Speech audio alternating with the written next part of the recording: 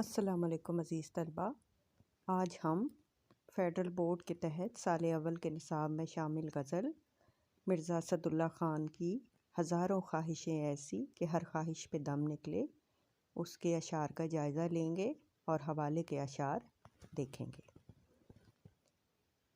مرزا اسد اللہ خان غالب، ان کی پیدائش کا سال اور تاریخ 27 دسمبر 1797 اور وفات کی تاریخ 15 فروری اور سال ہے 1869۔ غالب کی پیدائش آگرہ شہر میں ہوئی۔ ابتدا میں اسد تخلص کرتے تھے، کچھ غزلوں میں اسد بھی ان کا تخلص پایا جاتا ہے، لیکن بعد میں انہوں نے اپنا تخلص غالب رکھا۔ شاہی دربار سے انہیں جو خطابات ملے وہ نجم الدولہ اور دبیر الملک جیسے تھے۔ اگر ان کے خاندانی حوالے کو دیکھا جائے، حسب نسب دیکھا جائے، تو ان کے چچا نصر اللہ بیگ شاہی فوج میں رسالدار تھے اور ریاست لوہارو کے نواب غالب کے سسرالی رشتہ داروں میں شامل تھے۔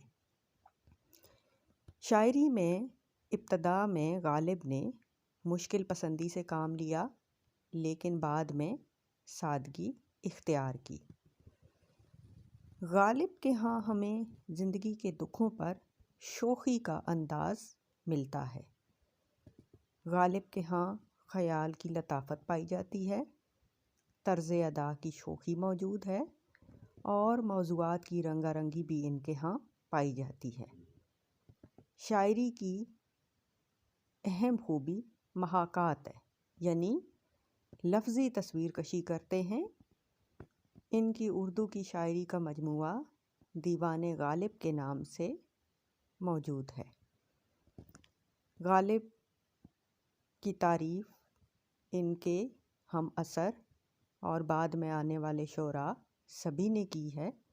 غالب خود اپنے بارے میں کہتے ہیں کہ ہیں اور بھی دنیا میں سخنور بہت اچھے، کہتے ہیں کہ غالب کا ہے انداز بیاں اور۔ ان کی غزل کا پہلا شعر ہے: ہزاروں خواہشیں ایسی کہ ہر خواہش پہ دم نکلے، بہت نکلے میرے ارمان لیکن پھر بھی کم نکلے۔ یہاں دیکھیں انسانی فطرت کی بہترین عکاسی کی گئی ہے، کیونکہ انسان خواہشوں کا ہی مارا ہوا ہے اور خواہشیں انسان کے اندر موجود ہیں۔ دم نکلنا محاورہ ہے، جس کا مطلب ہوتا ہے کہ شدید ترین خواہش رکھنا کسی چیز کی۔ تو دم نکلنا لفظی مطلب تو فوت ہو جانا ہے، مر جانا ہے، لیکن یہاں محاورہ ہے اور محاورے میں ہم مجازی مطلب لیں گے۔ تو غالب کہتے ہیں، یہ غالب کے ساتھ ہی نہیں، ہر انسان کے ساتھ، ہر انسان کی فطرت میں یہ چیز شامل ہے کہ اس کے دل میں خواہشیں پیدا ہوتی ہیں اور پھر ان خواہشوں کی تڑپ اس کے دل میں ہوتی ہے۔ ان خواہشوں کی تکمیل کے لیے وہ ہر ممکن کوشش کرتا ہے اور خواہشوں کی کوئی حد نہیں ہے۔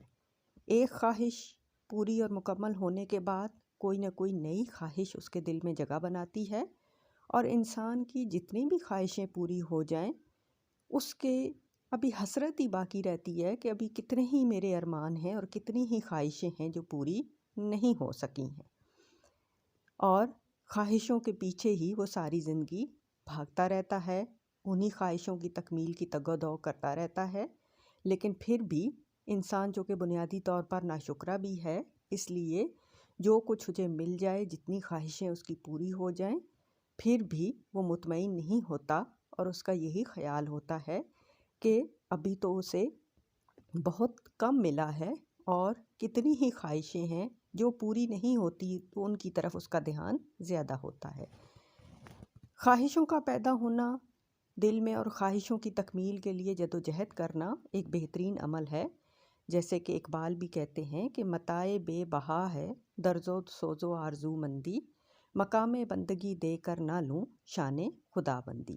یعنی انسانیت کی معراج ہی اس میں ہے کہ اس کے دل میں خواہشیں پیدا ہوں اور وہ خواہشوں کے لیے جدوجہد کرے۔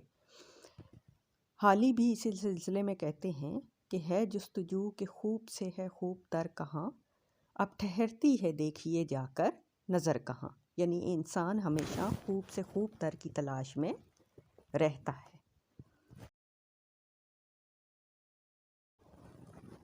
دوسرا شعر ہے، ڈرے کیوں میرا قاتل، کیا رہے گا اس کی گردن پر، وہ خون جو چشم تر سے عمر بھر یوں دم بدم نکلے۔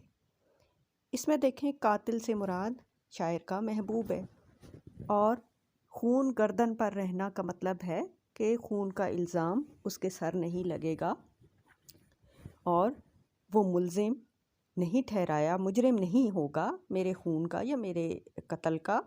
تو گردن پر خون ہونا کا مطلب کہ اس کا قاتل ٹھہر جانا ہے۔ وہ خون جو چشم تر سے عمر بھر یوں دم بدم نکلے۔ چشم تر روتی ہوئی آنکھ جس میں نمی ہو یعنی آنسو ہوں، اور عمر بھر ساری زندگی، دم بدم آہستہ آہستہ، لمحہ لمحہ۔ تو یہاں پہ دیکھیں کہ شاعر بڑا خوبصورت انداز اپنا رہا ہے، اپنے محبوب کو ظالم کہہ رہا ہے، کیونکہ اردو شاعری کا محبوب ظالم، سفاک اور جفا کش ہے۔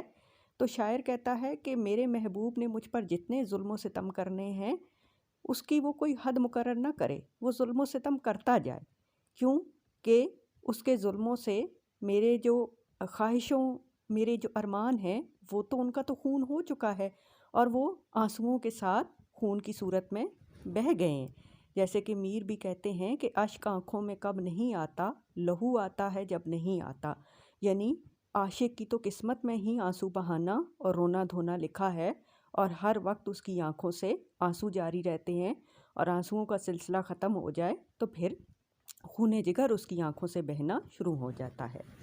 ایک اور شعر اسی حوالے سے دیکھیں کہ بخش دے اس بت صفاک کو اے داور محشر، خون ہی مجھ میں نہ تھا تو خون کا دعویٰ کیسا۔ تو عاشق تو لمحہ لمحہ جب سے عشق میں مبتلا ہوتا ہے مرتا رہتا ہے۔ اگلا شعر ہے، نکلنا خلد سے آدم کا سنتے آئے ہیں لیکن بہت بے آبرو ہو کر تیرے کوچے سے ہم نکلے۔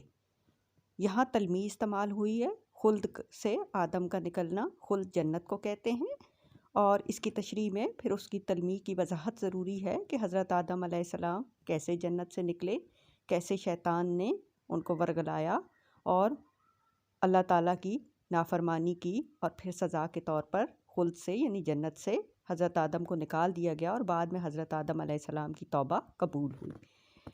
بے آبرو ہونا، بے عزت ہونا، ذلیل اور رسوا ہونا، کوچا محبوب کی گلی۔